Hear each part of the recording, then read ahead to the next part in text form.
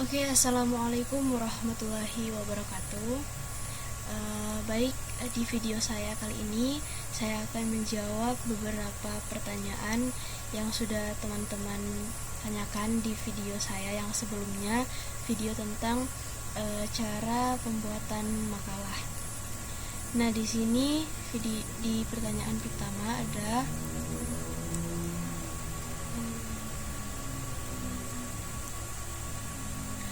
apa yang Anda pahami tentang makalah dan skripsi?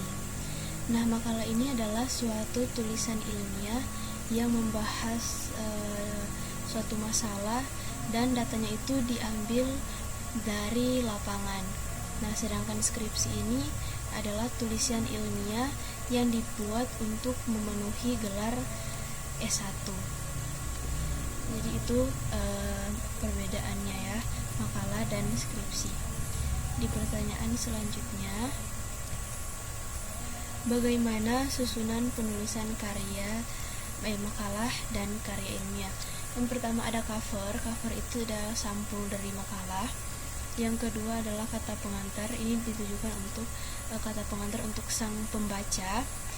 Dan yang ketiga ada daftar isi yang memuat halaman-halaman di makalah. Dan yang keempat ada pendahuluan. Nah, di pendahuluan ini biasanya ada latar belakang, rumusan masalah, dan juga ada tujuan penulisan. Nah, selanjutnya di pembahasan. Nah, pembahasan ini adalah isi dari makalah, inti dari makalah itu, pembahasan makalah. Nah, selanjutnya ada penutup. Nah, penutup ini, di dalam penutup ada kesimpulan dan juga ada saran. Nah, yang terakhir adalah daftar pustaka. Oke, lanjut. Apa perbedaan skripsi, tesis, dan disertasi? Nah, skripsi atau tugas akhir adalah istilah yang digunakan di Indonesia untuk mendapatkan gelar sarjana dari perguruan tinggi atau gelar sarjana S1. Tesis adalah tugas akhir jenjang magister atau S2. Nah, sedangkan disertasi adalah tugas akhir untuk penyelesaian program S3. Nah, jadi untuk S1 itu ada skripsi, S2 ada tesis, S3 itu ada disertasi. Itu perbedaannya ya. Oke, pertanyaan selanjutnya. Sebutkan ciri-ciri dari karya ilmiah. Yang pertama adalah reproduktif. Yang kedua tidak ambigu atau tidak membingungkan pada saat dibaca. Yang ketiga ada tidak emotik. Selanjutnya menggunakan bahasa baku dan juga menggunakan kaidah keilmuan. Nah, ini sudah pasti ya, karena ini adalah karya ilmiah. Oke, next. Apa manfaat mempelajari karya tulis ilmiah? Nah, dengan mempelajari karya tulis ilmiah itu dapat melatih kemampuan kita untuk menulis dan juga lebih meningkatkan pemikiran kita dalam menyajikan sebuah fakta dan data secara jelas dan sistematis. Nah, itu adalah manfaat kita mempelajari karya tulis ilmiah.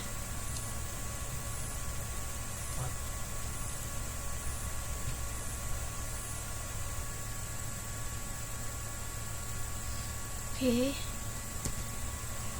Selanjutnya.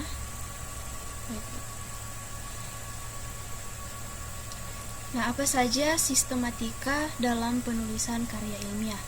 Nah, sistematika yang pertama ada serangkaian narasi, eksposisi, deskripsi, dan dokumentasi.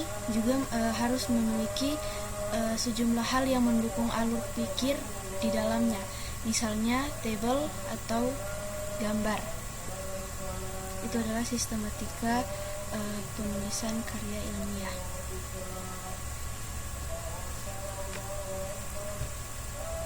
Nah, selanjutnya bagaimana susunan penulisan daftar pustaka. Nah, yang pertama itu nama penulis, tapi namanya itu ditulis dengan nama akhir, terus dikasih tanda koma, lanjut dengan nama tengah atau nama awal gitu. Nah, juga selanjutnya setelah itu ada tahun terbit, dan juga setelahnya ada judul buku. Nah, judul buku ini ditulis dengan tulisan miring ya. Nah, setelah judul buku ada kota dan nama penerbit. Nah, di antara kota dan nama penerbit itu ada tanda titik 2. Nah, contohnya seperti ini. Ini nama tengah saya, ini nama awal saya, ini tahun terbit, anggaplah buku saya ya, tahun terbit buku saya, dan ini judul buku. Nah, ini ditulis dengan tulisan miring. Terus kota, dan juga ini nama penerbit. Nah, itulah tadi susunan penulisan daftar pustaka.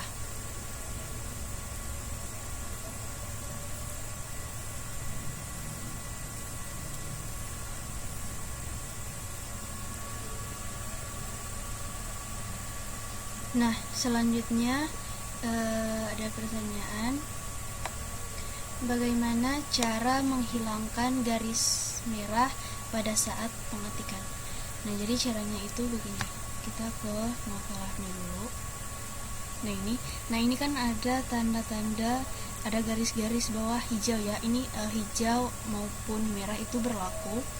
Nah, yang pertama itu kita Ctrl A dulu, Ctrl A semuanya. Nah, di paling bawah ini ada bahasa. Nah, kita pilih yang bahasa Indonesia. Oke. Dan kita klik oke. Nah, di sini sudah hilang garis-garis merahnya ataupun garis hijau ya, itu berlaku. Garis merah maupun garis hijau itu berlaku, bisa dihilangkan dengan cara caps lock A, Ctrl A, dan juga pilih di bagian bawah ini di bahasa, kita pindah ke bahasa Indonesia.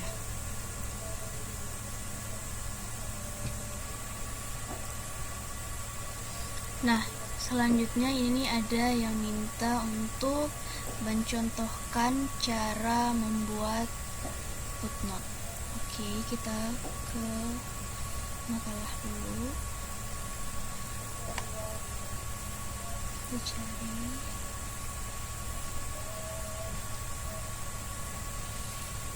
Nah, contohnya ini ya. Ini. Nah, kita dibikin begini. Nah, terus kursornya ini taruh di belakang sini, di belakang. Terus kita insert, kita ke reference dan terus kita klik ini insert footnote, atau tinggal Alt Ctrl F. Nah, ini langsung ada di bawah sini. Itu adalah cara membuat footnote. Nah, ada tandanya di sini dan juga di belakang kursornya itu pasti ada ini. Ya, semoga bisa dimengerti ya teman-teman sekalian. Itu adalah cara membuat footnote.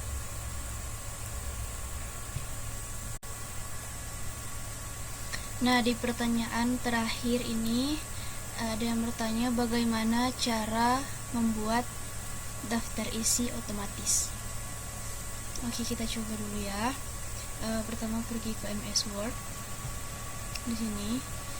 Nah, terus di bab 1 dan pendahuluan ini kalian bikin heading 1,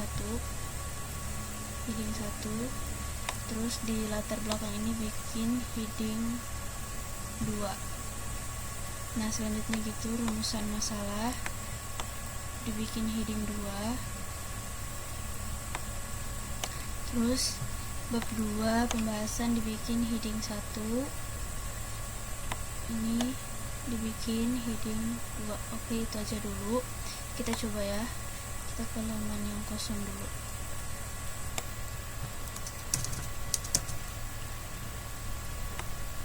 Maaf guys, ini daftar isinya saya bikin di akhir. Ini hanya contoh ya guys. Nah, terus pergi ke sini, reference. Tinggal pilih di sini di paling pojok kiri, klik. Nah, terserah kalian mau pilih yang mana. Ini saya pilih yang paling atas ya. Nih, nah jadi gini deh. Daftar isi otomatisnya langsung jadi seperti ini. Jadi kalian tidak perlu ribet-ribet menulis daftar isi. Jadi tinggal dijadikan heading 1, heading 2. Kalaupun ada subla yang lainnya, dijadikan heading 3. Jadi itu saja dari saya. Semoga apa yang saya paparkan di video kali ini, apa yang saya sampaikan itu bisa bermanfaat untuk teman-teman semua, dan juga bisa menjawab pertanyaan dari teman-teman sekalian. Saya mohon maaf apabila di video ini ada yang kurang atau ada yang salah kata. Saya mohon maaf karena ini baru ketiga kali saya video penjelasan seperti ini. Oke, itu saja dari saya. Terima kasih telah menonton video ini sampai akhir. Semoga di lain waktu kita masih bisa ketemu. Oke, see you next time guys. Assalamualaikum warahmatullahi wabarakatuh.